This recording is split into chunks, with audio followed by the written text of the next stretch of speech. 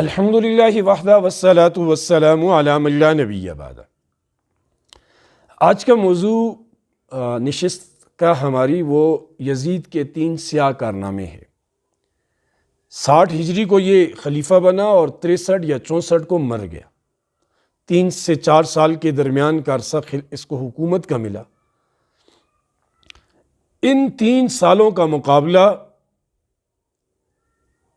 اس کی حکومت سے لے کر آج تک کی حکومت ان مظالم کا مقابلہ نہیں کر سکتی جو ان 3 سالوں میں ہوئے۔ پہلا واقعہ کربلا کا ہوا، جو اس کی پہلی مہم جوئی تھی، جس پر مفصل مدلل گفتگو میں نے کی ہے۔ اور جب اہل مدینہ کو پتہ چلا کربلا کے اندر ظلم و ستم کے پہاڑ توڑے گئے ہیں، یزید کی خرمستیوں کا پتہ چلا، اس کی بدکرداریوں کا پتہ چلا، اس کی بدکاریوں کا پتہ چلا، تو اہل مدینہ نے یزید کی بیعت توڑ دی۔ یزید کے گورنر کو مدینے سے نکال دیا، جتنے عمال حکومت کے کارندے تھے ان سب کو واپس کر دیا۔ یزید کو جب پتہ چلا، اس نے مسلم بن عقبہ کو ایک لشکر دے کر بھیجا مدینہ منورہ پر حملہ کرنے کے لیے۔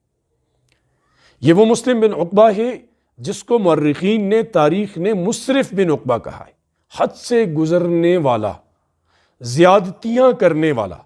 اور یزید نے اسے کہا کہ تمہارے لیے 3 دن مدینہ منورہ حلال ہے، 3 دن تک جو چاہو کرو، مدینے کے لوگوں کو آپ نے مطیع بنانا ہے۔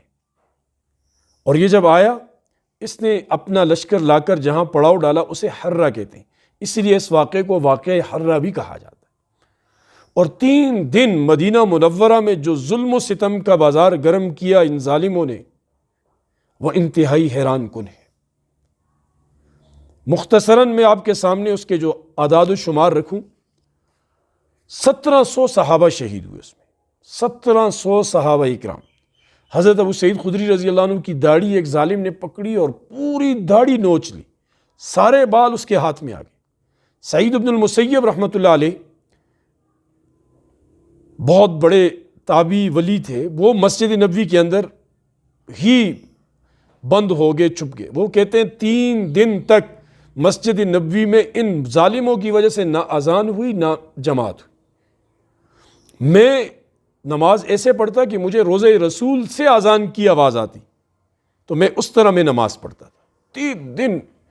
اور کہتے ہیں 10,000 کے قریب لوگ شہید ہوئے، بہت ساری عورتوں کی عصمت دریاں کی گئی، بچوں تک کو مار دیا گیا، گھر کے مال و اسباب لوٹ لیے۔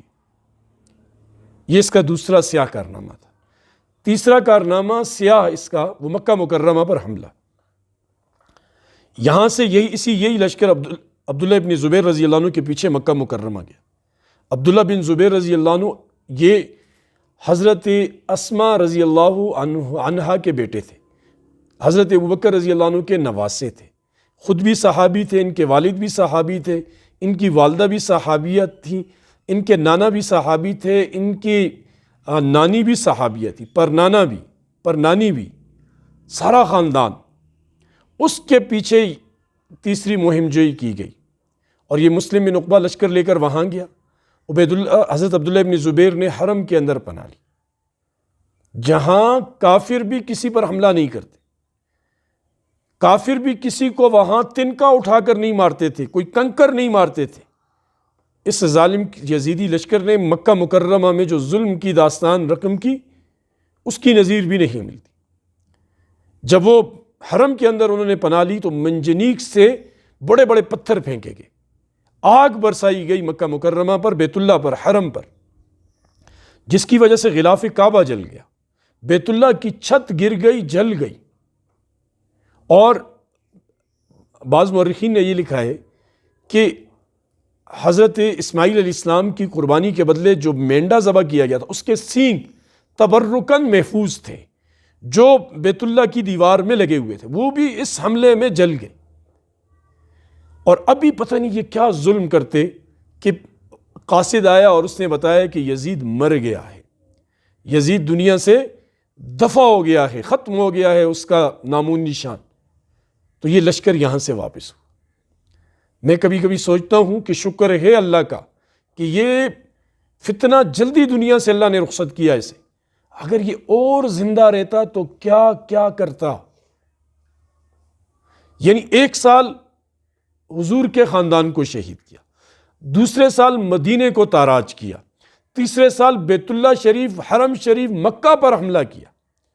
مدینے کے بارے میں آتا ہے حدیث میں، حضور علیہ السلام نے فرمایا من اخاف اہل المدینہ فعلیہ لعنۃ اللہ والملائکہ والناس اجمعین.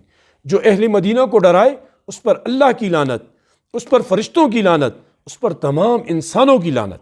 اس حدیث کی روح سے آج اس لشکر کے تمام افراد، ان کی قبریں جہاں بھی ہیں ان کے اوپر لعنت بارش کی طرح برس رہی ہے. تو یہ 3 سال میں اس نے یہ 3 بڑی بے حرمتیاں کی. اللہ پاک کے پاس اس کا مزہ بھی چکھ لیا ہوگا، اور اللہ نے دنیا میں اس کو عبرت کا نشان ایسا بنایا کہ وہ جوانی میں مرا.